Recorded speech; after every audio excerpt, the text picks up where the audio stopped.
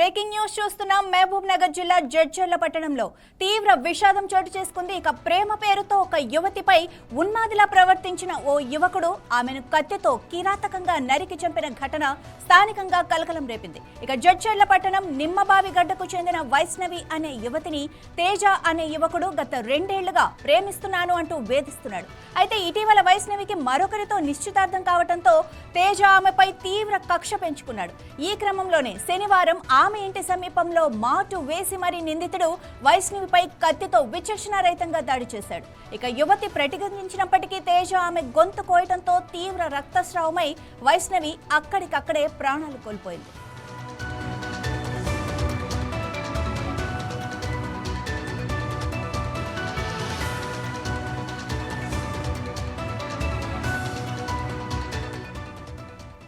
దాడిని గమనించిన స్థానికులు వెంటనే స్పందించి పారిపోతున్న నిందితుడు తేజను పట్టుకున్నారు. ఇక ఆగ్రహంతో అతన్ని తాళ్లతో కట్టేసి దేహశుద్ధి కూడా చేశారు. ఇక స్థానికుల దాడిలో తీవ్రంగా గాయపడిన నిందితుడు తేజను చికిత్స నిమిత్తం మహబూబ్ నగర్ జిల్లా ప్రభుత్వ ఆసుపత్రికి తరలించారు. ఇక చికిత్స పొందుతూ తేజ ఇవాళ మృతి చెందాడు. ప్రస్తుతం పోలీసులు ఈ ఘటనపై కేసు నమోదు చేసి దర్యాప్తు ప్రారంభించారు. ఇక నిందితుడు హైదరాబాద్ కు చెందిన వ్యక్తిగా కూడా గుర్తించారు. అసలు వీరిద్దరి మధ్య గతంలో ఏం జరిగింది అనే కోణాన్ని ఛేదించడానికి బాధితురాలు వైష్ణవి మొబైల్ ఫోన్ ఫోరెన్సిక్ విభాగానికి అయితే పంపించారు. ఇక కాల్ డేటా ఆధారంగా పూర్తి వివరాలు సేకరించే పనిలో పడ్డారు పోలీసులు.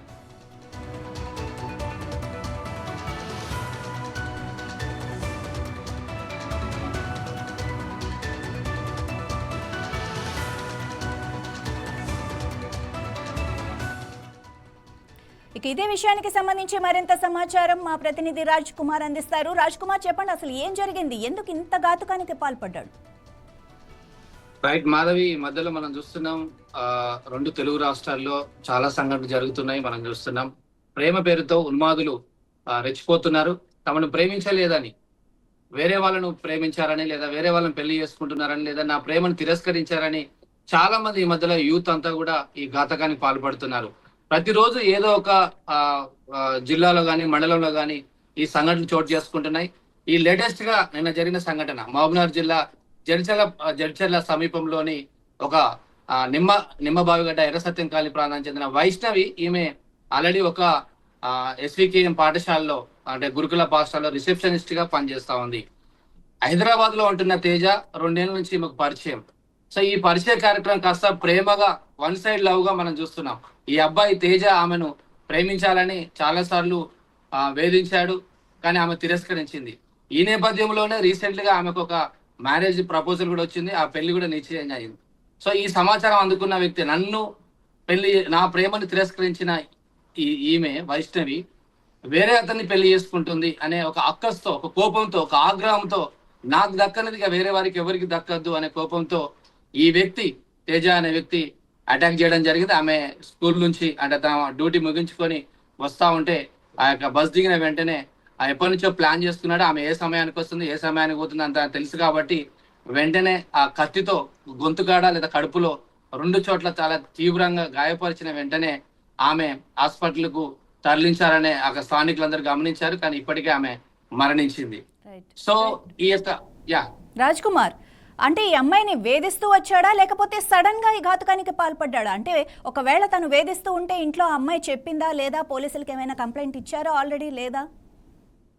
సో అంటే పరిచయం ఉంది. పరిచయంలో ఈ వ్యక్తి, తేజ అనే వ్యక్తి ప్రేమగా అనుకున్నాడు. కొంచెం క్లోజ్ గా మూవ్ అవడము, లేదా అప్పుడప్పుడు ఫోన్ లో మాట్లాడుకోవడము ద్వారా ఈ మధ్యలో ఏమవుతుందంటే వన్ సైడ్, అటు అమ్మాయి కావచ్చు ఇటు అబ్బాయి కావచ్చు ఏమనుకుంటారు, నన్ను ప్రేమిస్తున్నారు అనుకుంటారు. ఈ నేపథ్యంలో వైష్ణవి ఏమో ఫ్రెండ్ లాగా భావించింది, కానీ ఈ అబ్బాయి ఏమో ఖచ్చితంగా నాతో క్లోజ్ గా మూవ్ అవుతుంది, రెగ్యులర్ గా ఫోన్ లో మాట్లాడుతుంది కాబట్టి ఖచ్చితంగా నన్ను ప్రేమిస్తుంది అనే ఉద్దేశంతో ఈయన ప్రేమను ప్రపోజ్ చేశాడు. కానీ ఆమె తిరస్కరిస్తూ వస్తుంది, అంటే లైట్ గా తీసుకుంది. అంటే ఇంత ఘోరానికి పాల్పడతాడని ఆమె అనుకోలేదు. ఎందుకంటే ఫ్రెండ్స్ గా ఉన్నప్పుడు చాలా బాగుంటారు, ఏది కావాలంటే అది కొనియడము, లేదా ఎక్కడికంటే అక్కడికి చాలా తీయగా మాట్లాడము, ఇదంతా ఉంటుంది ప్రేమ మత్తులో. ఎప్పుడైతే ఆ అమ్మాయి తిరస్కరించిందో, నేను ప్రేమించట్లేదు, ఒక ఫ్రెండ్ గా నేను చూస్తున్నాను, మా ఇంట్లో పెళ్లి సంబంధాలు కూడా చూస్తున్నారు అనంతో ఈ సమాచారం అందుకున్న వ్యక్తి వేరే వ్యక్తికి పెళ్లి నిశ్చయమైంది. సో కాబట్టి ఖచ్చితంగా నన్ను తిరస్కరించింది, వేరే వ్యక్తితో వివాహము త్వరలో కాబోతుంది, ఖచ్చితంగా నాకు దక్కనిది, అంటే నన్ను ప్రేమించింది, నన్ను పెళ్లి చేసుకునేది వేరే వ్యక్తి కూడా చేసుకోవద్దు అనే ఒక ఉన్మాదం, ఒక సైకో ఆలోచనలు వస్తున్నాయి. ఈ మధ్యలో మనం చూస్తున్నాం చాలా సైకో మెంటాలిటీ, నాకు దక్కలేదు ఇంకొకరికి దక్కద్దనే ఈ సైకో మెంటాలిటీతో పిచ్చోడు అయిపోయి ఆ అమ్మాయి మీద అటాక్ చేయడం జరిగింది. పాపం వెంటనే ఆమె చనిపోయింది. బంధువులందరూ, అక్కడ ఉన్న స్థానికులందరూ అతన్ని పట్టుకొని అతను కూడా కొడితే అతను కూడా హాస్పిటల్లో చనిపోయిన విషయం మనకు తెలిసింది. రైట్, ఇంకా దీని గురించి పోలీసులు ఏమంటున్నారు? ఆ అబ్బాయి ఎక్కడి వాడు, ఎక్కడి నుంచి వచ్చాడు, ఇలాంటివి ఏమైనా సమాచారం రాబట్టారా? ఇతను హైదరాబాద్ లో ఉంటాడు. హైదరాబాద్ లో గతంలో ఒకసారి వీళ్ళిద్దరికి పరిచయం అయింది. ఆ హైదరాబాద్ నుంచి ఇక్కడికి వచ్చాడు. హైదరాబాద్ లో ఒక ప్రైవేట్ దాంట్లో ఆయన జాబ్ చేస్తున్నాడు. మనకు మహబూబ్నగర్ డిఎస్పీ, అదేవిధంగా జడ్చర్ల సిఐ కమలాకర్ గారు ఇచ్చిన నేపథ్యం ఇంకా ఈ కేసును దర్యాప్తు చేస్తున్నాం. ఫోన్ డేటా సేకరిస్తున్నాం. నిజంగా ఈ అమ్మాయి నుంచి ఏమైనా ప్రపోజల్ వెళ్ళిందా, లేకపోతే కేవలం వన్ సైడ్ లావా, ఏం జరిగింది, కాల్ డేటా కావచ్చు, ఫోన్ మెసేజ్ కావచ్చు, వాట్సాప్ మెసేజ్ కావచ్చు, ఇవన్నీ టెక్నికల్ ఎవిడెన్స్ చూసిన తర్వాత కేసును పూర్తిగా మేము లోతుగా దర్యాప్తు చేసిన తర్వాత ఒక కంక్లూజన్కి వస్తాం, ఒక సమాచారం ఇస్తాం. అసలు అమ్మాయిది ఏమన్నా తప్పు ఉందా, లేకపోతే పూర్తిగా అబ్బాయిదైనా తప్ప, వీళ్ళిద్దరి మధ్యలో ఎన్ని రోజుల నుంచి ఎంత లోతుగా ప్రేమ వ్యవహారం ఉంది, తల్లిదండ్రులకు కూడా మరి తెలుసా, లేకపోతే కొంచెం ఈ మధ్యలో ఏమవుతుందంటే తల్లిదండ్రులకు లేటుగా చెప్తున్నారు, ఆలస్యంగా. మనం నిన్న కూడా భగీరథ కేసు చూసాం. చాలా ఆలస్యంగా, ఎప్పటి నుంచో వాళ్ళిద్దరికి పరిచయం, బట్ చాలా ఆలస్యంగా తల్లికి సమాచారం వచ్చింది, ఇంకా తండ్రికి చాలా లేటుగా సమాచారం. ఎందుకంటే పిల్లలు ప్రేమిస్తున్న విషయము ఇంట్లో తల్లిదండ్రులకు చెప్పలేకపోతున్నారు. ఎప్పుడు వస్తుంది, లాస్ట్ పీక్ టైంలో తల్లిదండ్రులకు సమాచారం వస్తుంది. కొన్ని సందర్భాల్లో ఇలాంటి సంఘటనలు జరిగేదాకా తల్లిదండ్రులకు తెలియట్లేదు. మా అమ్మాయి వెంబడి ఒక అబ్బాయి పడుతున్నాడు, లేదా ప్రేమిస్తున్నాడు, లేదా తిరస్కరించింది ఈమె, ఇలాంటి సమాచారం పిల్లలు తల్లిదండ్రులకు షేర్ చేయలేకపోతున్నారు. ఒకళ్ళు షేర్ చేస్తే ఆ తల్లిదండ్రులకు చెప్తే వాళ్ళు కొట్టడమో, లేకపోతే కాలేజ్ మానిపేయడమో, ఉద్యోగం మానిపేయడం, ఇలాంటి సంఘటనలు జరుగుతాయి. కాబట్టి లైట్ గా తీసుకుంటున్నారు. ఏం కాదు కదా, తెలిసిన ఫ్రెండే కదా, నేను ఎలాగో డినే చేస్తున్నా కదా, తిరస్కరిస్తున్నా కాబట్టి ఏం కాదనే ఉద్దేశంతో ఇక్కడ అమ్మాయిలు ఉంటున్నారు. సో మొత్తం మీద పోలీసులు అయితే ఈ కేసును దర్యాప్తు చేస్తున్నారు. ఈ రోజు మనకు పూర్తి సమాచారం పోలీసుల ద్వారా వస్తుంది. Madhavi, thank you Rajasekhar.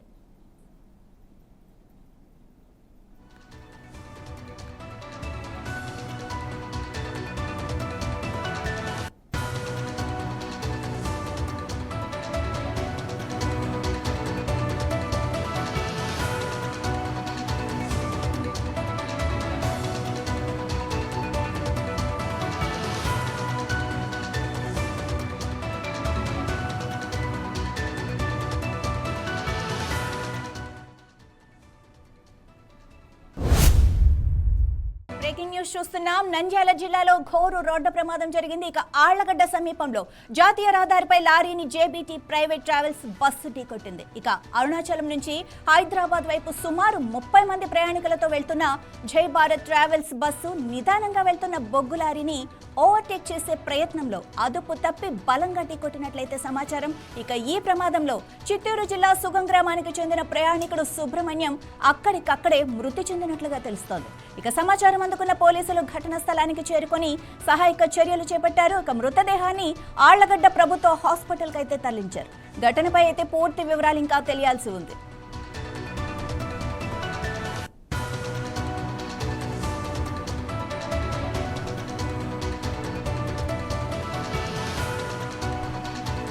Right, ఇక ఇదే విషయానికి సంబంధించి మరింత సమాచారం మా ప్రతినిధి కీర్తి అందిస్తుంది. కీర్తి, చెప్పండి, అసలు ఏం జరిగింది? మనం చూసుకుంటే కనుక నంద్యాలలోని ఘోర రోడ్డు ప్రమాదం అయితే చోటు చేసుకుంది. ఆలగడ్డలోని జాతీయ రహదారి పైన బొగ్గు వాహనాన్ని తప్పించబోయి జై భారత్ ట్రావెల్స్ బస్సు అదే వాహనాన్ని బలంగా ఢీకొనడంతో చిత్తూరు జిల్లాకు చెందినటువంటి సుబ్రహ్మణ్యం అనే వ్యక్తి అక్కడికక్కడే మృతి చెందడం జరిగింది. ఇక్కడ మనం చూసుకుంటే ఓవరాల్ గా కూడా అతి వేగమే ఈ ప్రమాదానికి కారణం అని అయితే కనుక పోలీసులు అయితే భావిస్తూ ఉన్నారు. అండ్ అదే విధంగా చూసుకుంటే వాళ్ళు ఏదైతే నెమ్మదిగా వెళ్తోందో ఆ బొగ్గు లారీని అయితే తప్పించే క్రమంలోని వాళ్ళు అదుపు తప్పి అదే బొగ్గు వాహనాన్ని గుద్ది అక్కడ భారీ ప్రమాదం అయితే చోటు చేసుకోవడం జరిగింది. ఈ బస్సు అయితే కూడా మనకి అరుణాచలం నుంచి హైదరాబాద్ వెళ్తోంది. 30 మంది ప్రయాణికులతో ప్రయాణిస్తున్నటువంటి ఈ బస్సు ఏదైతే వాహనం లారీ ఉందో దాన్ని బలంగా ఢీకొనడం వలన ప్రయాణికులు అయితే ప్రమాదానికి గురయ్యారని మనకు సమాచారం ఉంది. అయితే మృతదేహాన్ని అయితే ప్రస్తుతానికైతే మనకి ఆళ్లగడ్డ ప్రభుత్వ ఆసుపత్రికి అయితే తరలించారు. అండ్ అదే విధంగా పోలీసులు అక్కడ చేరుకుని సహాయక చర్యలు చేపట్టడం కూడా జరిగింది. రైట్ కీర్తి, మరి ఎవరికైనా గాయాలాంటివి అయ్యాయా? ప్రస్తుతానికైతే బస్సులో ప్రయాణిస్తున్నటువంటి ప్రయాణికులకు స్వల్ప గాయాలైనవి. అయితే ఒక్క వ్యక్తికి మాత్రం తీవ్ర గాయాలు అవడంతోనే అక్కడికక్కడే మృతి చెందారని అయితే మనకి సమాచారం ఉంది. రైట్, థ్యాంక్ యూ కీర్తి.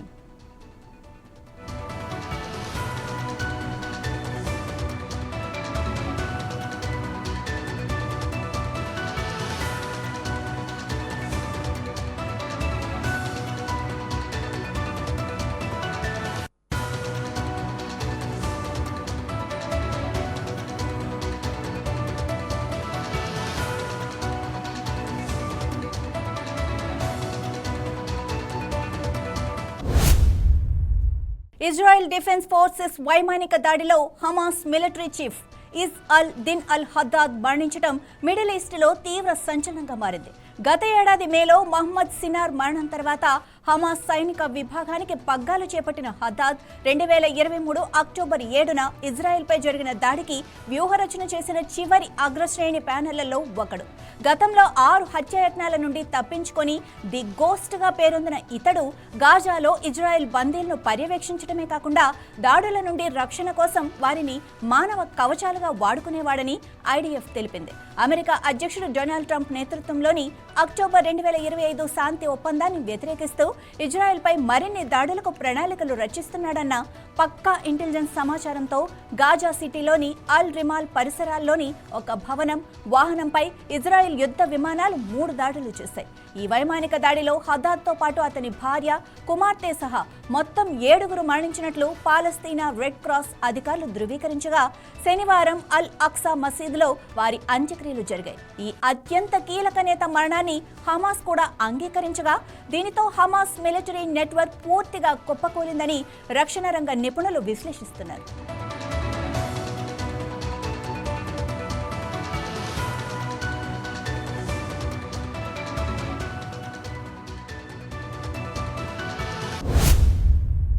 హైదరాబాద్లోని మెహదీపట్నం ప్రాంతంలో ఉద్రిక్త పరిస్థితులు చోటు చేసుకున్నాయి. గోవులను తరలిస్తున్న ఒక లారీని కొందరు యువకులు అడ్డుకోవడంతో వివాదం ప్రారంభమైంది. లారీని అడ్డుకోవటాన్ని వ్యతిరేకిస్తూ మరో వర్గం యువకులు అక్కడికి చేరుకోవడంతో 2 వర్గాల మధ్య ఘర్షణ జరిగింది. పరిస్థితి ఉద్రిక్తంగా మారి పరస్పరం రాళ్ల దాడులకు దిగినట్లుగా సమాచారం. ఇక పరిస్థితి అదుపు తప్పడంతో పోలీసులు లాఠీచార్జ్ చేసి జనాన్ని చెదరగొట్టారు. అనంతరం భారీగా పోలీస్ బలగాలను మోహరించి పరిస్థితిని నియంత్రించారు. ఘటనా స్థలానికి చేరుకున్న ఎమ్మెల్యే మాజిద్ హుస్సేన్ పరిస్థితిని పరిశీలించి స్థానికులతో మాట్లాడినట్లుగా తెలుస్తోంది. ఇక ఈ ఘటనకు సంబంధించిన పూర్తి వివరాలు ఇంకా తెలియాల్సి ఉంది.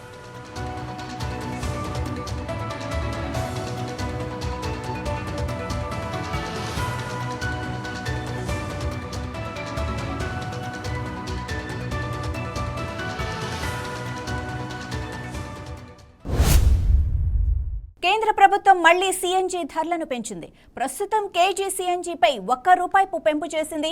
2 రోజుల కిందటే కేజీకి ₹2 పెంచిన విషయం మనందరికీ తెలిసిందే. ఇక ఆ ప్రకారం చూస్తే 2 రోజుల్లోనే మొత్తం ₹3 పెరిగింది. దీనివల్ల ఆటో, క్యాబ్ వాహనదారులు, సాధారణ ప్రజలు తీవ్ర ఇబ్బందులు ఎదుర్కొంటున్నారు. ఇంధన ధరల పెంపు వల్ల రవాణా ఖర్చులు పెరిగి సరుకుల ధరలు కూడా ప్రభావితమవుతాయని ఆందోళన వ్యక్తం చేస్తున్నారు. ప్రభుత్వం ఈ నిర్ణయాన్ని సమీక్షించాలని ప్రజలు కోరుకుంటున్నారు. ఇటీవల కేంద్రం పెట్రోల్ ధరలను కూడా పెంచింది. ఇక మరోసారి మళ్లీ పెంపు ఉంటుందన్న ప్రచారం అయితే జరుగుతోంది. ఇలా 5 రాష్ట్రాల ఎన్నికలు ముగిసిన 10 రోజుల తర్వాత నుంచి కేంద్రం వరుసగా ధరలను పెంచుతూ ఉండటంపై విమర్శలు, ఆందోళనలు వ్యక్తమవుతున్నాయి. ఇప్పటికే రకరకాల ధరల పెరుగుదలతో ప్రజలు నానా ఇబ్బందులు పడుతున్నారు. ఈ కొత్త ధరల పెంపు మరింత భారం కానుంది. వరుసగా 5 మ్యాచ్లు గెలిచి పాయింట్ల పట్టికలో టాప్ 2లో ఉన్న గుజరాత్ టైటాన్స్ కు కోల్కతా నైట్ రైడర్స్ షాక్ ఇచ్చింది. ఉత్కంఠభరితంగా సాగిన ఈ పోరులో శుభ్మన్ గిల్ సేనపై కేకేఆర్ జట్టు 29 పరుగుల తేడాతో ఘన విజయం సాధించింది. తొలుత బ్యాటింగ్కు దిగిన కోల్కతా 20 ఓవర్లలో 2 వికెట్లు మాత్రమే కోల్పోయి 247 పరుగులు చేసింది. అలెన్, రఘువంశీ, ఇక గ్రీన్ అదరగొట్టే పరుగులు చేశారు. ఇక 248 పరుగుల భారీ లక్ష్యంతో బరిలోకి దిగిన గుజరాత్ టైటాన్స్ నిర్ణీత 20 ఓవర్లలో 4 వికెట్ల నష్టానికి 218 పరుగులకే పరిమితమై ఓటమి పాలైంది. గుజరాత్ జట్టులో captain Shubman Gill 85, Jos Buttler 57, Sai Sudharsan 53 పరుగులు చేసినా వీరి పోరాటం వృధా అయిపోయింది. ఇక కోల్కతా బౌలర్లలో సునీల్ సరైన్ 2 వికెట్లు పడగొట్టగా సౌరభ్ దుబే, కెమెరూన్, గ్రీన్ చెరో వికెట్ తీసి జట్టు విజయంలో కీలక పాత్ర పోషించారు.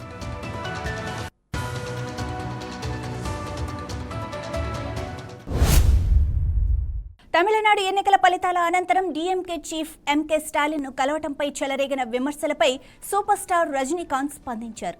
నేను స్టాలిన్ని కలవటంలో ఎలాంటి దురుద్దేశం లేదు అని, స్టాలిన్ నాకు మంచి స్నేహితుడు, ఎన్నికలలో ఓడిపోయిన నైరాశ్యంలో ఉన్నప్పుడు తాను ఆయన పరామర్శించేందుకే కలిశానని స్పష్టం చేశారు.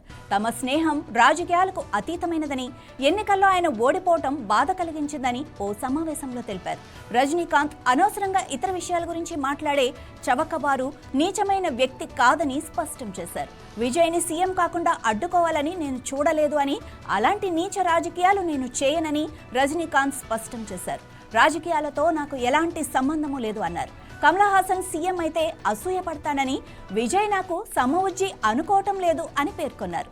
విజయ్కి నాకు 25 ఏళ్ల వ్యత్యాసం ఉందని గుర్తు చేశారు. తమిళనాడు ప్రజలు మార్పు కోరుకున్నారని, అందుకే విజయ్ని గెలిపించారు అని అన్నారు. అన్ని పార్టీల్లో నాకు అభిమానులుంటారని, 2021లో పార్టీ పెడితే ఖచ్చితంగా గెలిచేవాడిని అని రజనీకాంత్ పేర్కొన్నారు.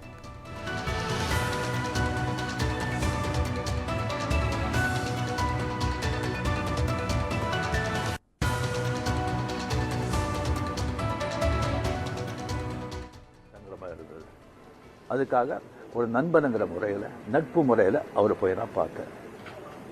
அதுக்கு நான் இங்கே விஜய் சிஎம் ஆகக்கூடாது, இப்போ அவருக்கு வரக்கூடாது, அதை தடுக்கிறதுக்கு ரஜினி அங்கே போயிருக்காங்க, வேறு ஏதோ 2 பெரிய பார்ட்டியை சேர்க்கணும்னு சொல்லி பேசுகிறாங்க அப்படின்னு சொல்லி விமர்சனங்கள் வெளியே வருது. அந்த சூழ்நிலையில் தான் அதெல்லாம் பேச முடியுமா? அப்படி பேச ஒரு தரங்கெட்ட ஆள் ரஜினிகாந்த் இல்லை. அது தெளிவுபடுத்துகிறேன். ரெண்டாவது நான் அவர் வாழ்த்து சொல்லலை, ஏர்போர்ட் போகும்போது வாழ்த்து சொல்லலை. அவர் ஜெயிச்ச உடனே எக்ஸ் தளத்தில் என்னுடைய வாழ்த்துக்களை நான் அவருக்கு பதிவிட்டேன். நான் 2016 அரசியலுக்கு வர்றேன்னு சொன்ன பிறகு நான் ஏர்போர்ட்டுக்கு போகும்போது யூஸ்வலாக அங்கே இருக்கிறவங்க அந்த போர்டிங் கார்டு வாங்கிறதுக்கு இருப்பாங்க, அவங்களுக்கு கேட்குறது தான் வழக்கம், மீடியா யாராவது இருப்பாங்களா அப்படின்னு. அதே இதில் மீடியா யாராவது இருப்பாங்களான்னு கேட்டேன். பெங்களூர் போகும்போது மீடியா யாரும் இல்லைன்னு சொன்னாங்க. சரியான்னு சொல்லி நான் போயிட்டு இருக்கும்போது திடீர்னு ஒருத்தர் ஒரு மீடியா ஆள் மாதிரி தெரியல எனக்கு, ஒரு சின்ன ஃபோன் வச்சுக்கிட்டு விஜய் ஒரு முதலமைச்சர் இருக்காரு அப்படின்னு சொன்னாங்க. நான் என்ன செகண்ட் ஷாக், அது மீடியா மாதிரியே தெரியல எனக்கு, ஃபோன் வச்சுக்கிட்டு நான் அப்படியே பார்த்து சிரிச்சு நான் போயிட்டேன். அதுக்கு வாழ்த்துக்கள் சொல்லலை அப்படின்னு சொல்லி அதுக்கு ஒரு விமர்சனம். இன்னொன்று விஜய் மேலே எனக்கு பொறாமை அப்படின்னு.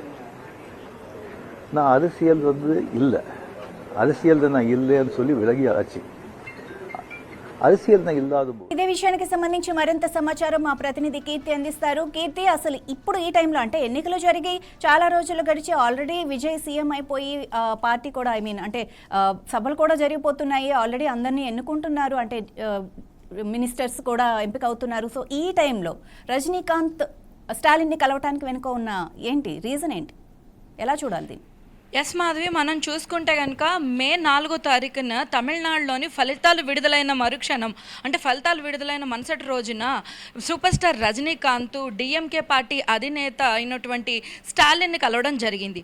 అయితే అంటే ఎప్పుడైతే టీవీకే పార్టీ విజయ్ అయితే సరైన మెజారిటీ సంపాదించకపోవడం, ఆ క్షణంలోనే అయితే రజనీకాంత్ మనం వెళ్ళి స్టాలిన్ని కలవటం, ఇదంతా కూడా పెద్ద రాజకీయ దుమారాన్ని లేపింది. అంటే రజనీకాంత్ స్టాలిన్కి హెల్ప్ చేసి వాళ్ళు పార్టీ ఫామ్ అవ్వడానికి హెల్ప్ చేస్తున్నారు అన్నట్టుగా ఒక పుకార్ అయితే వచ్చింది.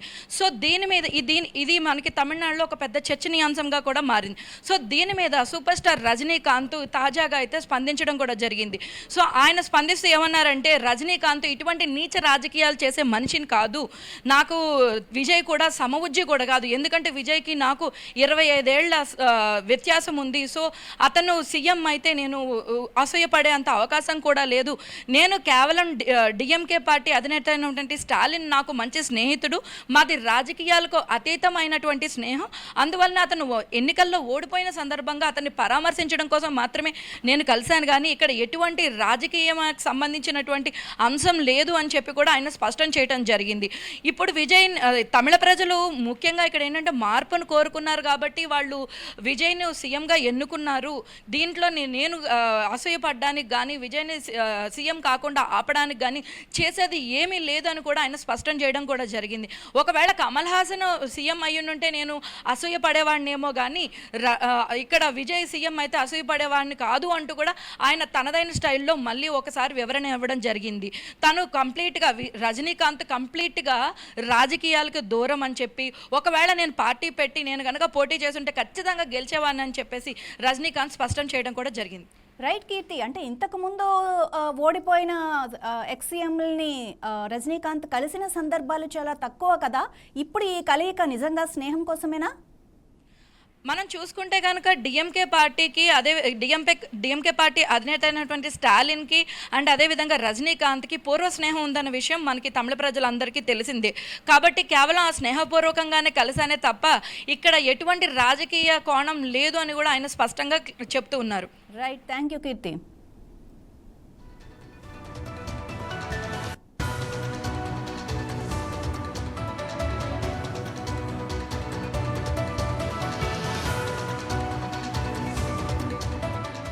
రైట్, ఏవైతే తమిళ రాజకీయాల్లో తీవ్రంగా చర్చ జరుగుతుందో రజనీకాంత్ స్టాలిన్ని కలిసిన సందర్భం గురించి ఇప్పుడు రజనీకాంత్ క్లారిటీ ఇచ్చారు.